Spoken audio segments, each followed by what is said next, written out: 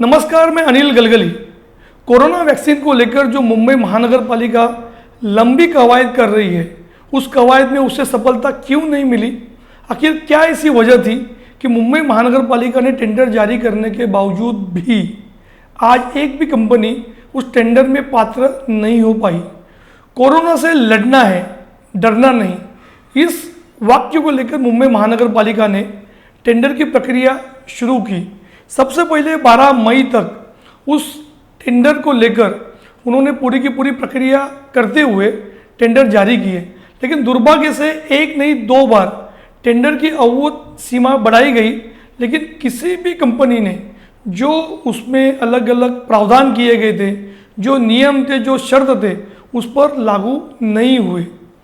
9 कंपनियों में से एक भी कंपनी इसलिए वैध नहीं पाई गई क्योंकि उन्होंने डायरेक्ट जहाँ से हमें कोरोना की वैक्सीन मिलने वाली है, जो खुराक मिलने वाली है, उससे उनका डायरेक्ट अनुबंध नहीं था।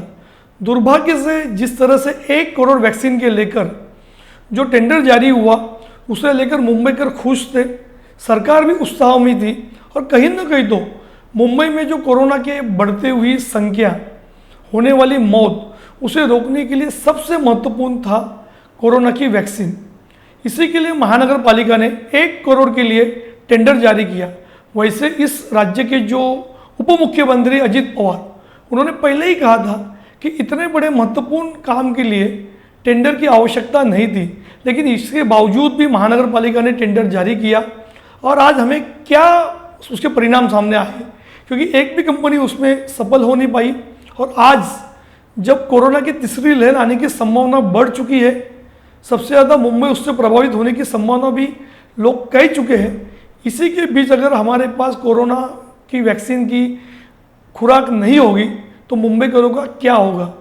आज सरकार ने 18 से 44 साल के लोगों के लिए मुफ्त में वैक्सीन की भी घोषणा की, लेकिन दुर्भाग्य से जो 44 से ऊपर है, जो वरिष्ठ नागरिक है, जो विकलांग नागरिक है, उन्हें आज कोरोना की वैक्सीन नहीं मिल रही है।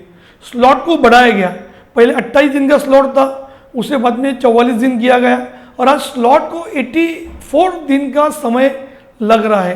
कहीं ना कहीं तो महानगर पालिका का नियोजन फेल हो चुका है।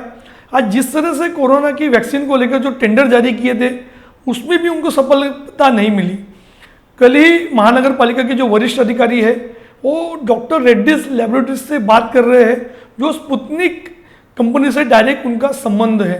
कहीं ना कहीं तो महानगर पालिका ने इस तरह के टेंडर निकालने के बजाय अगर डायरेक्ट इस तरह की पहल पहले ही कर दे, तो पिछले 1 से 1.5 महीने में जो कवायद शुरू है, जो कोरोना वैक्सीन न होने की वजह से हाहाकार मचा हुआ है, किल्लत से लोग परेशान हैं, उस परिस्थिति का सामना हमें नहीं करना पड़ता। आज सरकार के पास क्या विकल्प है, महानगर पालिका के पास क्या विकल्प है? अगर स्पुतनिक ही हमें चाहिए, तो जिन्होंने कोवैक्सीन ली है, जिन्होंने कोविशील्ड लिया है, तो उनको दूसरा डोज कैसे देंगे?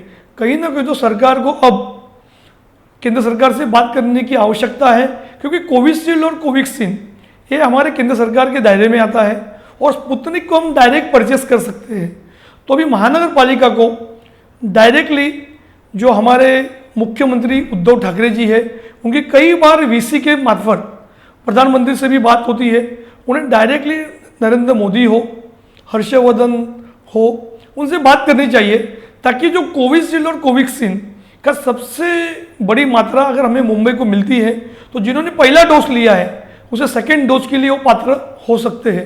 कहीं ना कहीं तो हमारे पास धन है, मगर धन का इस्तेमाल कब करना चाहिए, क्या वक्त होना चाहिए, और किस वक्त हमें इस तरह की ऑर्डर देनी चाहिए, उसमें हमारी चूक होने की वजह से आज मुंबई महानगर पालिका टेंडर पर टेंडर निकालने के बावजूद भी इस पूरे काम में फेल हो चुकी है।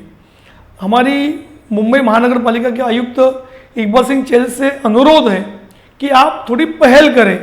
चहल है तो निश्चित तौर पर पहल करेंगे, पहल करके किस तरह से हमारे पास कोविशील्ड और कोवैक्सीन की मात्रा भी बड़े संख्या में आए, इस पर ध्यान देने की आवश्यकता है। तीसरी लहर काफ़ी भयंकर होगी, उसके पहले अगर मुंबईकरों को कोरोना की वैक्सीन की अगर खुराक मिलती है, तो निश्चित तौर पर हम उस पर नियंत्रण पा सकते हैं। कोरोना से लड़ना है, डरना नहीं, इसे हमें सिर्फ बोलना नहीं है, इसे प्रत्यक्ष कृति में अगर हमको उसे अमल में लाना है, तो मुंबई महानगर पालिका को अब पहल करने की आवश्यकता है। धन्यवाद।